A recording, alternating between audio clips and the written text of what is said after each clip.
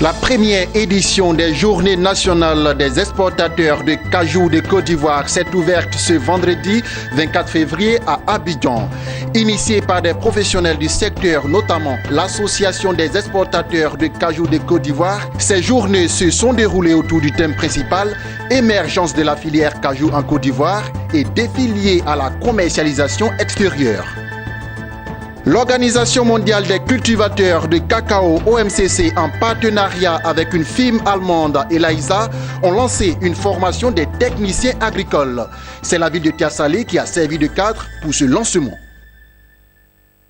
Bonsoir à tous et à toutes. Merci de suivre les informations sur la chaîne de l'économie Business 24 Africa.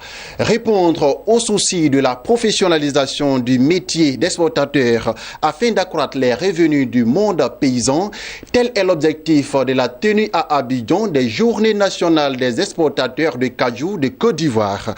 Les acteurs de la filière ont à cette occasion passer au peigne fin les difficultés de leur secteur et faire des propositions allant dans le sens d'une amélioration. Nos reporters Sandrine Bamba et Lignon Gilbert se sont intéressés à la problématique liée au transport de l'anacate.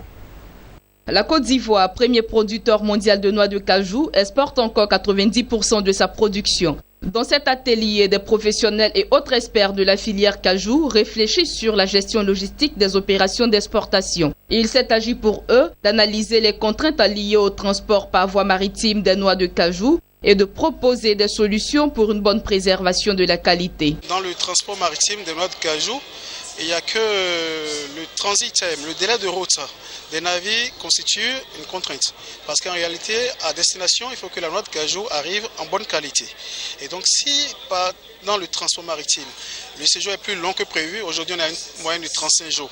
Mais ça va au-delà, ça impacte la qualité du cajou. Aujourd'hui, il y a les lignes maritimes qui font quand même un effort de réduire ce transit time.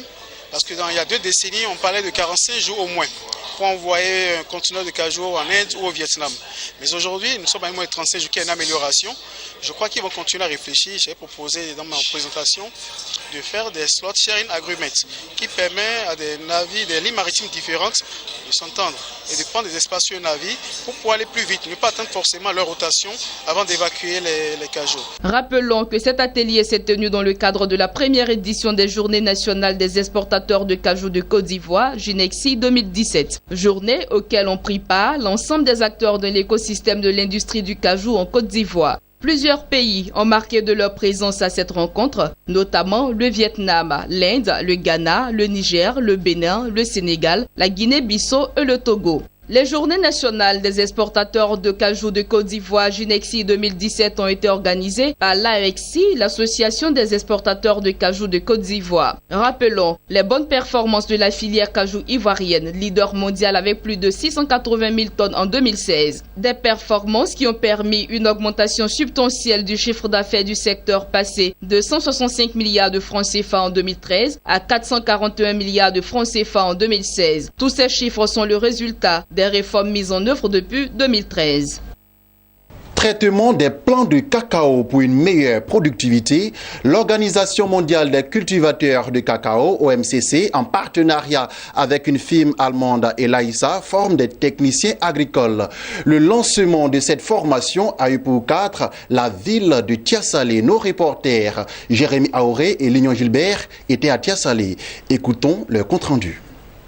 Bottes, gants, lunettes protectrices, masques et autres combinaisons en bandoulière, ces jeunes gens viennent de recevoir leur kit, faisant d'eux des phytoapplicateurs. C'est à l'issue d'une importante séance de formation qui s'est déroulée au centre de groupage de l'unité interrégionale Victoire de Tiassalé, à environ 120 km d'Abidjan. Objectif clé de cet atelier qui s'est tenu à l'initiative de l'Organisation mondiale des cultivateurs de cacao, OMCC, pour New Generation Côte d'Ivoire, c'est le traitement du verger. Partenaire de l'OMCC dans cette opération, un groupe allemand de conception et de fabrication de tout ce qui est phytosanitaire a instruit les planteurs et agents d'encadrement sur les spécificités et les avantages de ces produits par les agriculteurs.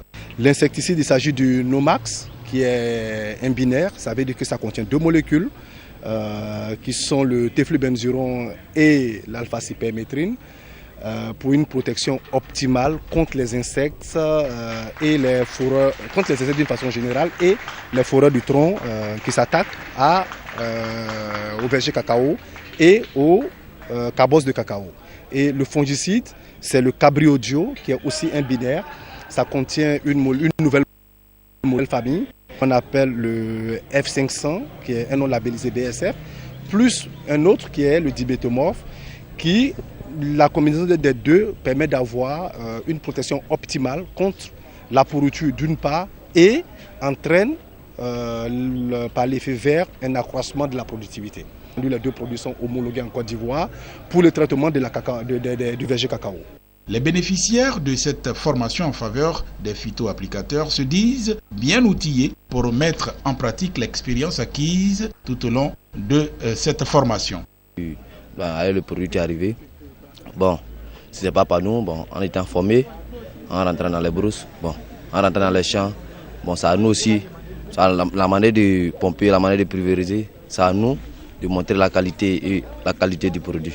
On nous a donné ce kit pour prendre soin des plantations des paysans et surtout meilleurs résultats après les traitements et se préserver de plus au niveau de la nature et de l'environnement au sein de l'agriculture. Les plantations que nous avons sont vieillissantes, les paysans n'arrivent pas à bénéficier effectivement le travail qu'ils font dans les champs. Parce qu'un hectare de cacao, quelqu'un qui a 5 hectares de cacao, qui ne peut même pas avoir 2 tonnes de cacao, vraiment c'est difficile. Et c'est ce qui a fait qu'aujourd'hui l'OMCC s'est battu à trouver vraiment ces structures-là pour pouvoir aider les parents producteurs. Nous, c'est notre manière aussi de créer l'emploi à la jeunesse ivoirienne. Donc les applicateurs ont été cooptés dans toutes les sous-préfectures, les départements et les régions pour pouvoir vraiment nous aider à traiter nos plantations. Et je vais aussi vous ajouter que ces produits, on ne le vend pas. L'OMCC et la fédération nous sommes mis ensemble avec cette structure pour pouvoir traiter les plantations gratuitement. Par ailleurs, sur le ralentissement de la commercialisation du cacao observé depuis la mi-novembre dernier, Doumbia Lassina a son avis. Ceux qui sont dans l'agriculture ivoirienne, qui connaissent la matière café-cacao, ils savent que chaque 7 ans, il y a un changement. Ce n'est pas le Conseil café-cacao ni la Côte d'Ivoire qui fait le prix du cacao. Le prix est fait sur le marché mondial. C'est ceux qui mangent le cacao qui font le prix du cacao. Donc et surtout que cette année, on dit que la production a été augmentée à 10%. Il y a ces problèmes qui jouent. Et il y a des multinationales aussi qui ont écrit des difficultés, qui sont allés en faillite. Et ces problèmes jouent aujourd'hui sur la Côte d'Ivoire. Mais je demande à tous les producteurs ivoiriens de mettre bas la terre, les syndicalistes, les associations. Je crois que les gens doivent se mettre ensemble des idées pour pouvoir aider les producteurs qui sont à la base.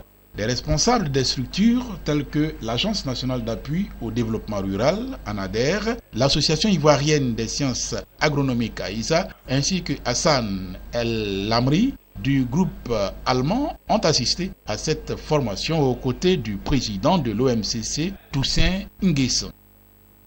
Rendons-nous maintenant au Nigeria où le gouvernement compte accroître cette année ses investissements en infrastructures de 10 à 30% de ses dépenses en capital cette année.